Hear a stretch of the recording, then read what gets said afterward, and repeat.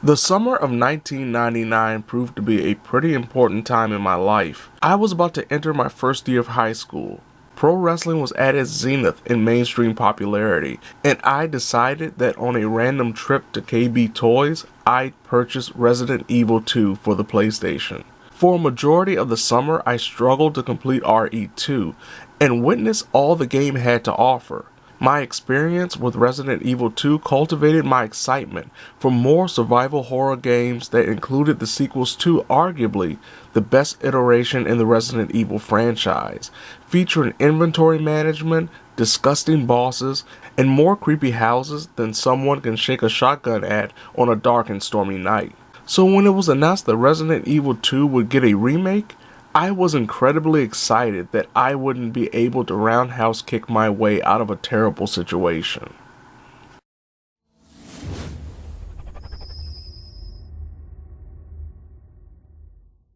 Like the original iteration, the 2019 remake of Resident Evil 2 features the player taking control of Leon Kennedy on his first day working for Raccoon City's police department and a college student named Claire Redfield, sister of Resident Evil's protagonist Chris Redfield. Though they meet up very early in the story, their interactions are few, with the player having two separate stories that follow similar beats, including the boss battles, though the final battles are different depending on the character. After nearly 10 hours, I finished both initial campaigns as Claire and Leon, with the latter being an introductory run, while the prior allowed for me to play through the story in less than 3 hours to get an S rating and a pistol with unlimited ammo. With the finishing of each initial campaign came the unlocking of a second run pair of stories, where narrative elements, items, and even enemy appearances are different, to make for a nearly entirely fresh experience. Both second run campaigns took around 4 to 5 hours to complete, unlocking another pair of modes almost too tough that I've yet to complete, but it definitely won't stop me from continuously trying.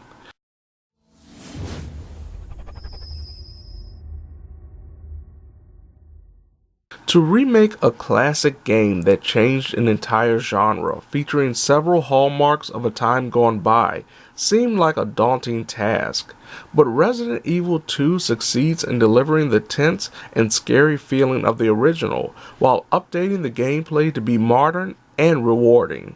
Unlike the 1998 version, Resident Evil 2 the Remake features the ability to move the camera freely 360 degrees, while the set camera orientation is over the shoulder of Leon and Claire. These camera adaptations dating back to Resident Evil 4's design is perfect for not only making the game feel appropriate for this generation, but also removes the problem of fixed camera angles that would become jarring for the unaware, like the original, not to mention making it harder to see items and enemies. Though the camera is free to move, RE2 does a great job of avoiding the loss of fear, as natural lighting, especially in the first major area of the game, hides a majority of the dangers that seemingly lurks around every corner. Also, a major reason why the player must tread lightly, unlike in Resident Evil 4 through 6, is the fact that each protagonist isn't some hand-to-hand combat specialist that can punch and roundhouse kick his or her way to safety if they are overrun by the infected. Leon and Claire have to rely on their main weaponry, including a variety of guns with finite ammo, sub-weapons such as a degradable combat knife, or simply running away by doing some impressive dodging after pulling off a stunning headshot. Harkening back to the days of Resident Evil being a PlayStation exclusive, neither character is able to carry a suitcase's worth of items initially, thus making inventory management a key feature during the game's majority, even if their inventory is upgraded to max. The various environments, especially the early portions in the Raccoon City Police Department, are definitely haunting, with dimly lit and foggy areas. Swaying curtains due to the wind blowing through a shattered window that some zombie broke and fell through because the character didn't board up the entrance fast enough. Flickering lights near the swaying body of an unfortunate soul. and some well-structured interpretations of a memorable set piece from 1998 allows for the player to quickly learn routes while being constantly impressed in regards to how big the world feels in what is essentially a rather small series of corridors.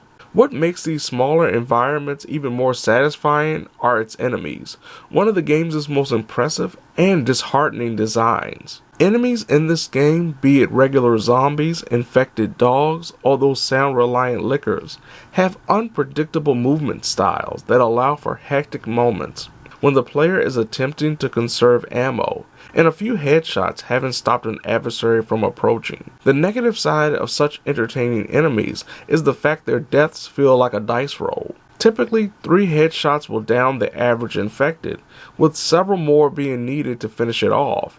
But then there are times when nearly a full clip is a necessity to succeed in ensuring the shuffling terror doesn't stand back up, or appear again when the player inevitably backtracks to solve a puzzle needing items found halfway across the map.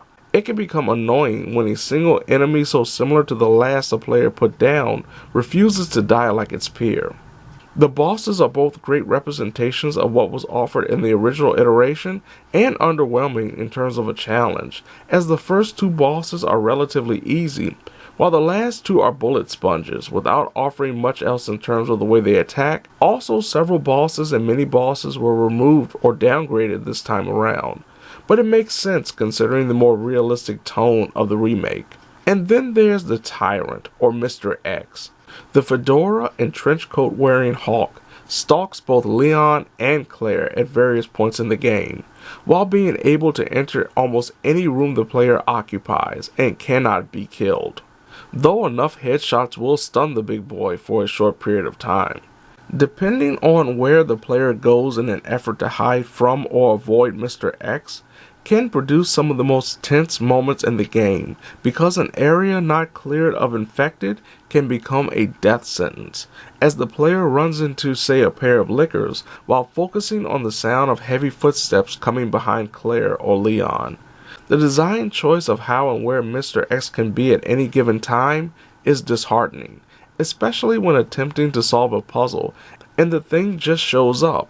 But Capcom wisely only made the Tyrant a temporary intrusion.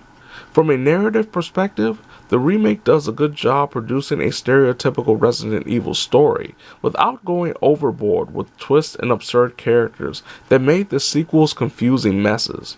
Each arc feels satisfying, as it mostly hinges on the player making it through a certain section and exploring to the best of their abilities, while unraveling the story of what happened before and during this outbreak, via files left behind, and even thanks to a few characters struggling to survive. The voice acting is definitely worlds better than the original, while having those moments of cheesy dialogue sprinkled in from time to time. But there is something definitely lacking when it comes to the story and how Leon and Claire's actions affect each other. For example, during Leon's campaign, the player will notice the two-way mirror in the RPD's interrogation room is smashed, only to discover the reason why it is by playing Claire's story. But a majority of the things the player does as Leon or Claire doesn't affect the other as it did in the original iteration. Add that to the fact Claire and Leon don't communicate as much, and keep each other abreast of their actions and whereabouts, like in the 1998 version, making their reunions feel more like happenstance than well-planned joint ventures. The second run playthroughs for each character features fun alterations such as key items being placed elsewhere, a different boss, and even the true ending, ensuring players spend more time taking on fleets of hungry flesh eaters. Like the original, RE2 is a flawed game, where the positives easily outweigh the negatives. Thankfully, this remake lives up to the original's greatness, while setting a benchmark for any other developer looking to bring older games to a new generation.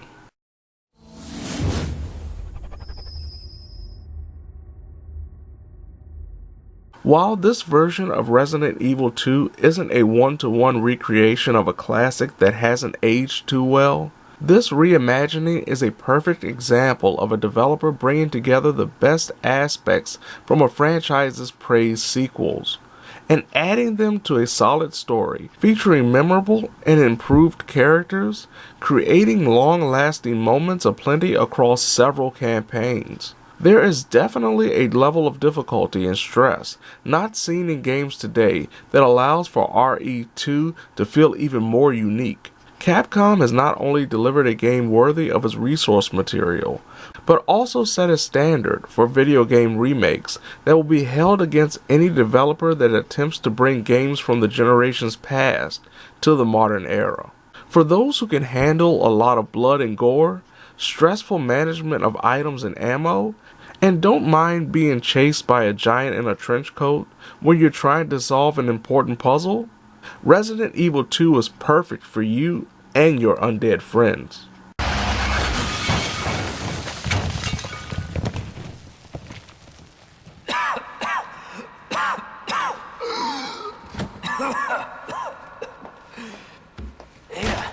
This is getting old. Saving your ass, that's twice. I didn't realize you were keeping score. Look, this isn't a game.